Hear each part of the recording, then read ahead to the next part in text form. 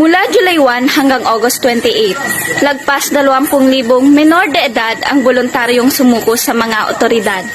Halos lahat sa kanila ay aminadong gumagamit ng bawal na gamot. Imbes na lapis at papel, droga ang madalas na hawak ng 13 taong gulang na si Angelo.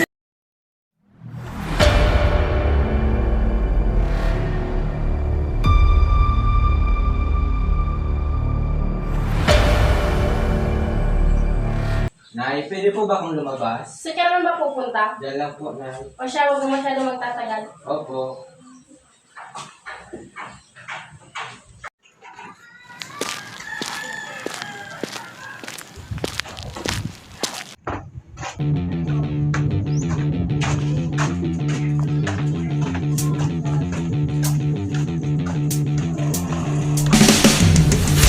Uy, pre. Dito naman. Start to. Dito. Tubog tayo. Ganit tayo. Anong gamit? 13 anyos ako nung ako'y natutong magbato sa itinuring kong kaibigan. Natutunan ko ito, unti-unti kong tinikman hanggang aking nakasanayan. Ako ay nalulong, hindi ko na namamalayan na halos araw-araw ay hinahanap ko ito. Di kumpleto ang araw ko pag hindi nakabato. Halos ebenta ko lahat ng mga mamahaling gamit. Kahit pang matrikula na itaya ko na sa ari. Kahit di ko kilala, nakikijaming na ako. Parang ang pakiramdam ko, ito makakapitan ko sa lahat ng problema na di ko kayang malunasan. Sa bawat itin ko, problema ko'y nababawasan. Nakipagsapalaran sa panandali ang ligaya. Makalimutan ko lang masasamang natatamasa. Ako si Juan, alam ko na nagkamali ako. Tulungan niyo akong bumangon sa pagkabaong ko. Bakit hindi mapigilan ang pag-ihit mo ng bato? Palagi ka ng puyat at hindi ka makatulog.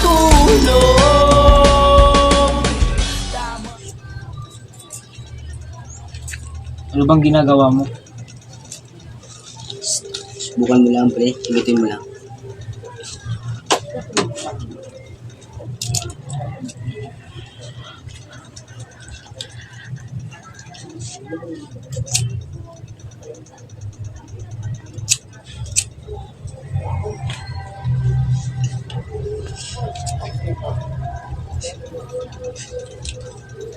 Ano ba to? Huwag ka nang maraming tanong. Subukan mo lang.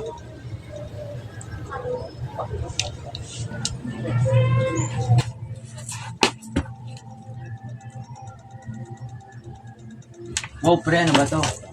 Sarap ba, pre? Oo. Feeling ko malakas ako para akong nakalutang. Siya ba yun, pare? Siya ba yung pinatikim ko sa'yo? Ang sarap pala ng shabu. 13 anyos ako nung ako'y natutong magbato sa itinuring kong kaibigan. Natutunan ko ito, unti-unti kong tinikman hanggang aking nakasanayan. Ako ay nalulung. Angelo, Larry! Kaya na halos araw-araw Uy, pare, nanay mo yun ah. Kaya man lang, pre, mag-enjoy na muna tayo dito. Maghugasin naman ako nun. Ako naman si Superman. Ako naman si Batman.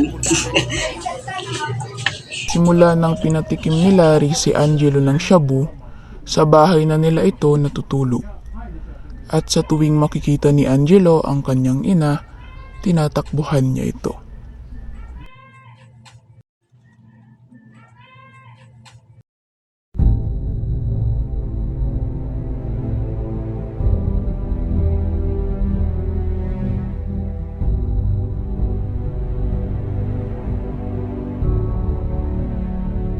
Ko sa lahat ng problema na di ko kayang malunasan. Sa bawat hitin ko, problema ko'y nababawasan. Nakipagsapalaran sa panandali ang ligaya. Makalimutan ko lang masasamang natatamasa. Ako si Juan, alam ko na nagkamali ako. Tulungan niyo akong bumangon sa pagkabaong ko.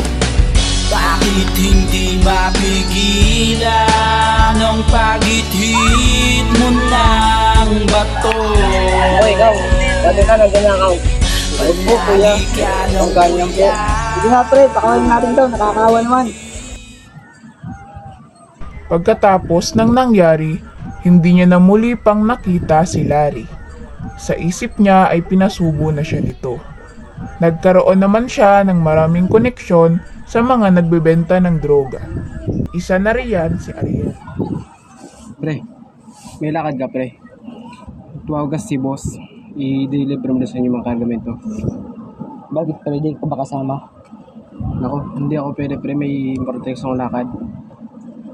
Kailan daw sabi ni boss i-deliver yung kargamento? Ngayon daw pre, sige pre, may importante pa sa akong lalakarin eh. Sige pre, ingat pre. Nung isilang ka sa mundong ito, laking tuwa ng magulang mo, at ang kamay nila yung ilaw.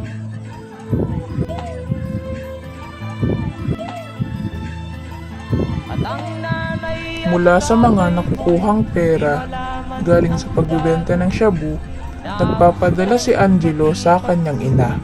Subalit, nang malaman ng kanyang ina kung saan galing ang pera, ay siya na rin mismo ang nagpahuli kay Angelo. Dinala si Angelo sa rehabilitation center.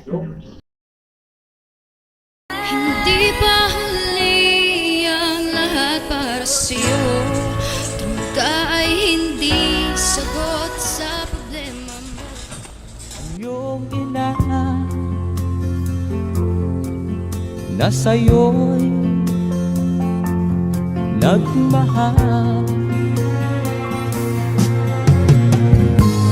Magmula nung bata Ng mahigit 2 taon sa loob ng tahanan o rehabilitation center si Angelo.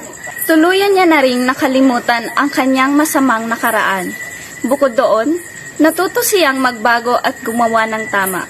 Simula noon, hindi na muling gumamit ng ipinagbabawal na gamot si Angelo. At tuluyan niya na ring binuksan ang kanyang isipan sa ganoong bagay.